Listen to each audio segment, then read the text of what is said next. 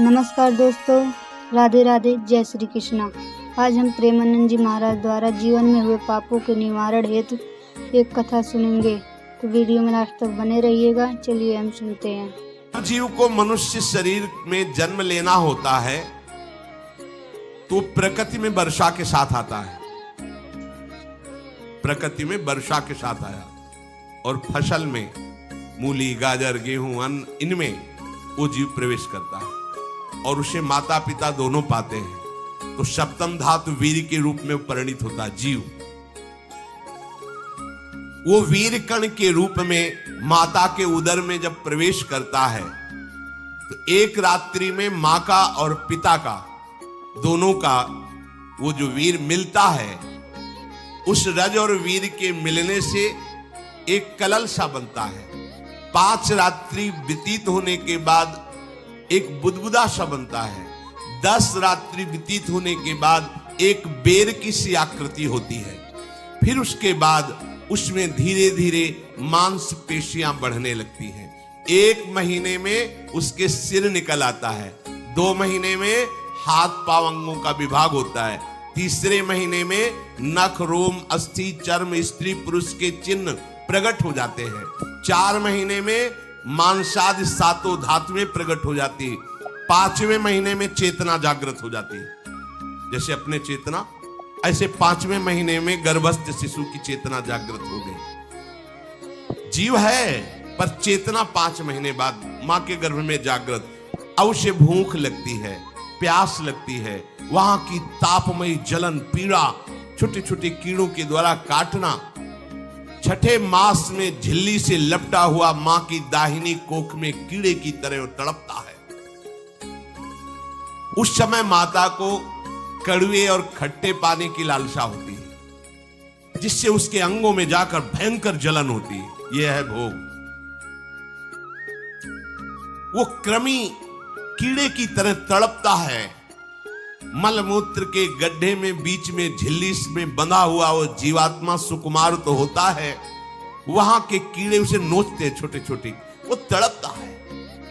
माता प्रसन्न होती कि जब बच्चा हिलता है बोले है, उसकी दुर्गति हो रही, वहां भयंकर कष्ट पा रहा है। ऐसा क्लेश होता है कि क्षण क्षण में बेहोश होता रहता है। माता के खाए हुए कड़वे, तीखे, गरम, नमकीन, रूखे, खट्टे, यही पदार्थ पाने की इच्छा होती है माता, क्योंकि उसको भोग भोगना है। उसके कोमल शरीर में भयानक पीड़ा होती है जब माता ऐसे पदार्थ खाती है। गर्भाशय की झिल्ली में लिपटा हुआ, आंतों और मलमूत्र से घिरा हुआ सिर, पेट की और पीठ और गर्दन एक कुंडलाकार, ऐसे कंकण जैसा, ऐसी आकृति गर्भस्थ शिशु की होती है। पिंजड़े में बंद पक्षी के समान पराधीन, ना तो वो हिलडुल सकता है ना बोल सकता है।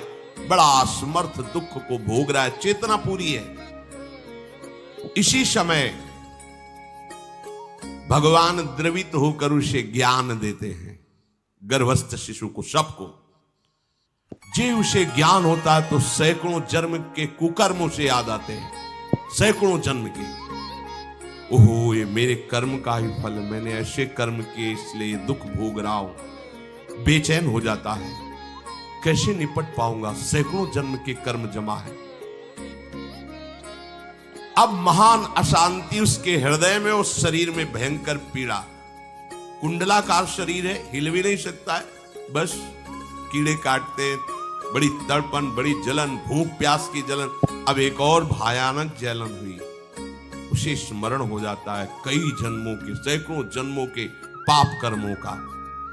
7वां महीना आरंभ हुआ कि ज्ञान का उन्मेष हो गया।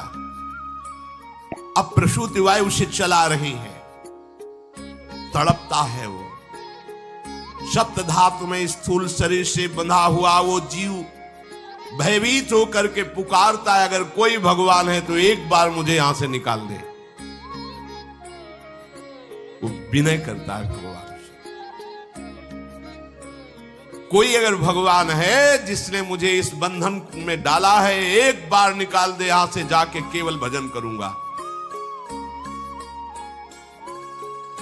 जीव कहता जंतुरुवाच, तस्योपशन्नमवितुं जगदिच्छयात् नानातनोर्भुवि चलच्चरणारविन्दम् सोऽहं व्रजामि शरणं रकुतो भयं मे येने दृशी गतिरदर्श सतोनुरूपा।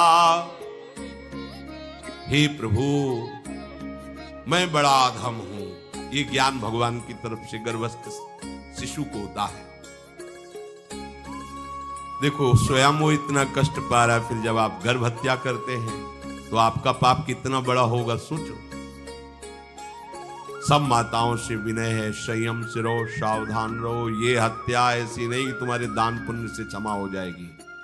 ये जो भ्रूण हत्या है, गर्भ हत्या है, बहुत बड़ा पाप है। आप लोग अज्ञान के कारण इसको ध्यान नहीं देते, इसे खिलवाड़ समझते हो। कितना ज्ञान है। बेटी ही मां है, बेटी ही बहन है, बेटी ही पत्नी बनती है, बेटी ही किसी के जीवन को धारण करने वाली बनती है। और आपने गर्भ में देख लिया बेटी है, तुम स्वयं मां होकर उसका साथ दे रहे हो, उसका नष्ट करने के लिए। हमारी तो बात ही समझ में नहीं आती, क्या बुद्धि भ्रष्ट हो गई। अगर पुरुष का इतना महत्व है तो बेटियां ना हो तो तुम्हारी कौन सी गति होगी सोचो जरा। जीना मुश्किल हो जाएगा तुम्हारा। तुम पुरुष किस काम के रह जाओगे। तुम्हारा अर्धांग काट दिया जाए तो तुम कैसे होगे। स्त्री स्वरूप अर्धांग है। जिस घर में मां बहन नहीं है, स्त्री स्वरूप नहीं, श्मशान जैसा वो होता है। ध्यान दीजिए, ये बहुत बड़ी गलती है जो अपनी बेटियों की हत्या करते हैं। ये वो पाप है जो अक्षम्य अपराध है। स्त्री हत्या करना शास्त्रों में बहुत बड़ा पाप कहा गया है। फिर वो तो बच्चा है, बिल्कुल नहीं। जिनसे हो गया है, श्रीमद् भागवत का सप्ताह मूल संस्कृत से सुनो और भगवान से प्रायश्चित प्रार्थना करो कि हे नाथ, भूल से गलती हो गई, दूसरा कोई उपाय नहीं। ध्यान से समझ लीजिए, तुम्हारे भ्रूण हत्या गर्भ हत्या के पाप को नष्ट करने में एकमात्र श्रीमद् भागवत समर्थ है, दूसरा कोई नहीं। कोई दान पुण्य तीर्थ स्नान तुम्हें क्षमा नहीं कर पाएगा। यह ऐसा महापाप है। अगर हृदय में जलन करके और मूल संस्कृत के द्वारा पूरी 7 दिन में भागवत श्रवण की जाए नियम से, तो भागवत समर्थ है, इस हत्या के पाप से भी आपको मुक्त कर देगी। जिनके ऐसे हत्या हो गई हो करवा लो, नहीं तो बुद्धि आगे भ्रष्ट करके तुम्हें हरि गुरु से विमुख कर देगा। ये पाप ऐसा नहीं कि तुम्हें 2-4 माला घुमाने से क्षमा हो जाएगा। ये महत अपराध है। सबकी समझ में नहीं आता, समझ जाओ, नहीं तो आप जहां भी हो वहीं से भ्रष्ट कर देगा। ये अपराध नष्ट नहीं होगा, श्रीमद् भागवत की कृपा से नष्ट हो जाएगा। ये हमें बहुत विश्वास है। श्रीमद् भागवत सप्ताहिकी ये है ही महामहिम। प्रेत योनि को प्राप्त धुंधकारी को सीधे भगवत पार्षद स्वरूप देकर परम पद में आरूढ़ कर दिया। केवल 7 दिन की मूल संस्कृत एक भी श्लोक नहीं छूटना चाहिए। अगर सप्ताहिकी का पारायण हो तो इस भ्रूण हत्या गर्भ हत्या से भी निवृत्ति मिल जाए। अब वो जीव भगवान को पुकारता है, मैं बड़ा नीच अधम हूं। भगवान, आपने जो मुझे गति दिखाई है तो मेरे कर्म के अनुसार ही है, आपका इसमें कोई दोष नहीं। हम लोग जब कष्ट भोगते तो भगवान से कहते हैं हमने तुम्हारा क्या बिगाड़ा। भगवान ने नहीं बिगाड़ा, तू खुद देख क्या बिगाड़ लिया अपना। करो पापाचरण। अब देखो, हमने तो जीवन में कोई पाप नहीं किया और कितने गर्भ हत्या की है, कितनी खिलवाड़ समझे हो। ये बिल्कुल भयावह चीज है। आप लोगों को नहीं, हम बार बार इसीलिए कह रहे कि भयावह वस्तु है, तुम्हें बहुत ऊंचाई से घसीट के भ्रष्ट कर देगी। बहुत होश में हो, भूल के कभी ऐसा न करना जहां तक हमारी आवाज पहुंचे, जहां तक सुनाई दे। गर्भ हत्या मत करना, संयम से रहो। इस तरह का व्यवहार मत करो कि तुम्हारा मनुष्य जन्म ही व्यर्थ चला जाए। इसमें तीनों को बराबर दंड मिलेगा। गर्भ हत्या कराने वाला, गर्भ हत्या की प्रेरणा देने वाला और गर्भ हत्या में सहयोग देने वाला, जो औषधि डॉक्टर या जो भी, तीनों को दुर्गति होगी। माता, पिता, प्रेरक और कर्ता, ऐसा नहीं कि आप डॉक्टर हो तो आपको गर्भ हत्या करने का अधिकार नहीं। आप डॉक्टर हो दूसरे के शरीर को स्वस्थ करके निरोग करने के लिए, हत्या करने के लिए नहीं। कोई भी हमारा संविधान ऐसा आदेश नहीं करता कि आप गर्भ हत्या कर दो। ना भागवतिक और ना भारतीय संविधान ऐसा संविधान आदेश नहीं करता। अब वो जीव कह रहा है कि प्रभु मेरे योग्य ही है, आपने जो मुझे दंड दिया है। मैंने सुना है कि आपकी शरण में जो आता है आप उसकी रक्षा कर लेते हैं। आपकी जो शरण में हो जाता है वो इस भूमि पर, भारत भूमि पर, विश्व पर निर्भय विचरण करता है। कोई उसे भय नहीं प्रदान कर सकता। प्रभु मैं इस माता के उदर में माया का रहस्य न जानने के कारण ऐसे कर्म किए कि मैं आ गया हूं। बहुत दुख पा रहा हूं। हे निर्विकार अखंड बोध स्वरूप परमात्मा, मैं बार बार नमस्कार करता हूं। प्रभु मेरे ऊपर कृपा कर दो, एक बार इस गर्भ से निकाल दो। मैं यहां से बाहर जाकर आपका निरंतर भजन करूंगा। ये वादा करके आए हम प्रभु से सब। प्रभु ने करुणा करके हमें चांस दिया है मनुष्य शरीर।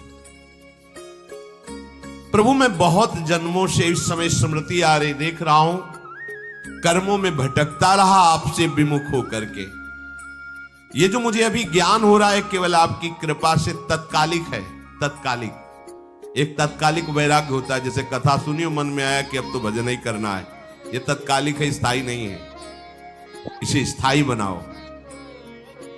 प्रभु आप अंतर्यामी हो, आप सब कुछ जान रहे हो। तीनों तापों की शांति के लिए भक्तजन आपका भजन करते हैं। मैं देहधारी होकर जीव माता के उदर में मलमूत्र से रुधिर की झिल्ली में फंसा हुआ माता की जठराग्नि के ताप से जल रहा हूं। प्रभु एक एक क्षण में यहां विकल होकर केवल इंतजार कर रहा हूं कि किस समय मुझे यहां से निकाला जाएगा। दीन बंधु यहां से कब मैं निकलूंगा। स्वामिन आप बड़े दयालु हो।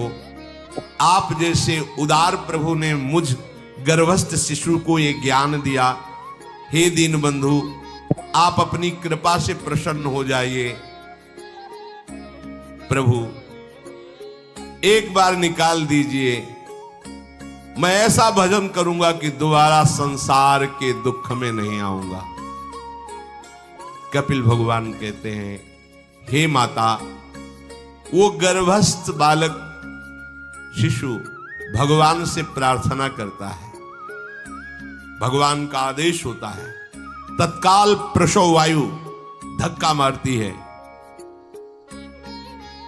जे ही प्रसव वायु धक्का मारती तो उसको ऐसा भयंकर कष्ट होता है, जैसा पीछे लिखा है कि जैसे जिंदा किसी की चमड़ी उतारी जाए, ऐसा मां के गर्भ से निकलते समय उसे कष्ट होता है।